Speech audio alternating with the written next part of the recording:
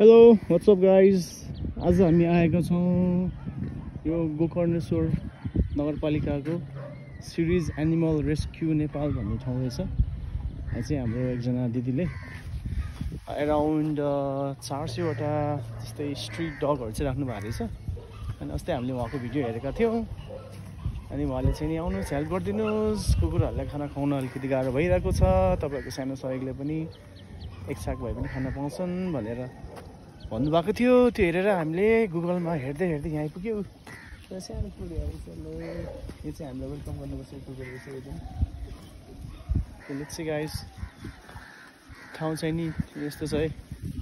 ठ्याक्क यो रहेछ गोकर्णेश्वरदेखि अलिकति भित्र, ठ्याक्क यो खोला जस्ट यतिकै घुम्दै आउनुलाई पनि जस्ट रमाइलो छ ठाउँ रहेछ।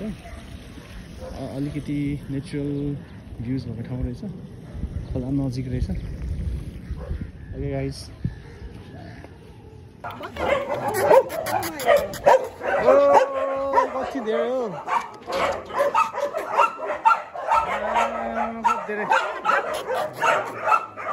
Oh guys, get on. 수다 언제?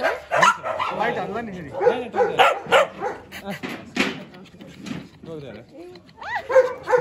Oh my god, बिचारा यसरी छोड्दिएको हो। बाटोमा यस्तो थियो हामीले कोसिस गरेर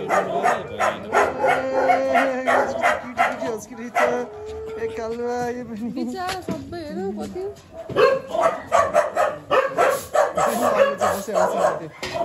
हिँड्नु सक्नु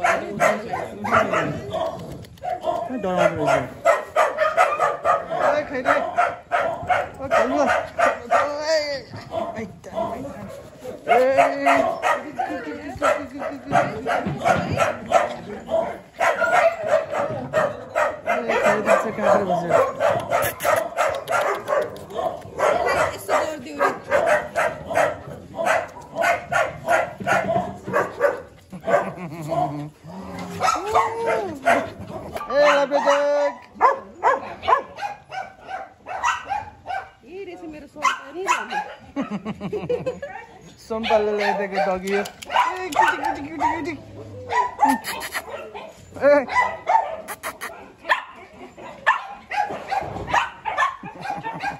ये ना खाई सीधे सीधे।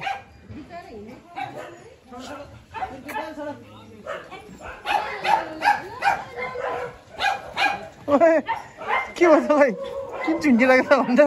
बस सेफे ऐसा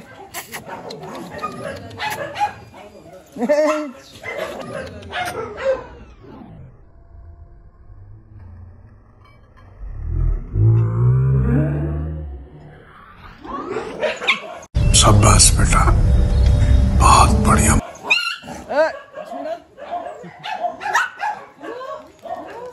लडिरहन्छ होला झगडा गर्छ होला यिनीहरू सबै। नै त गर्दैन त्यो कति बेला गर्छन् खाना खाने होला।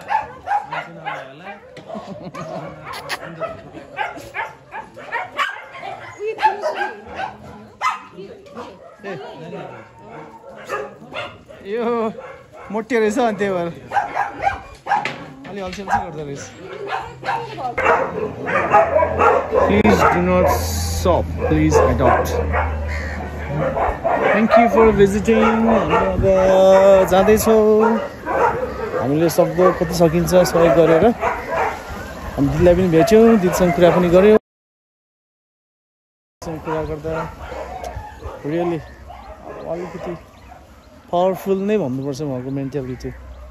नत्र भने यत्रो धेरै 400वटा कुकुरहरू 18जनादेखि भन्दा प्लस स्टाफहरू राखेर जग्गा रेन्टमा राखेर प्लस उहाँको आफ्नै अरू डिफ्रेन्ट उहाँको आफ्नै दुनियाँ पनि छँदैछ। सबैले थाती राखेर यति धेरै सोसो वर्क काम गर्नुभएको रहेछ। रियली मोटिभेट अस, इन्सपायर अस। मन ठुलो हुनुपर्दो रहेछ जिन्दगीमा।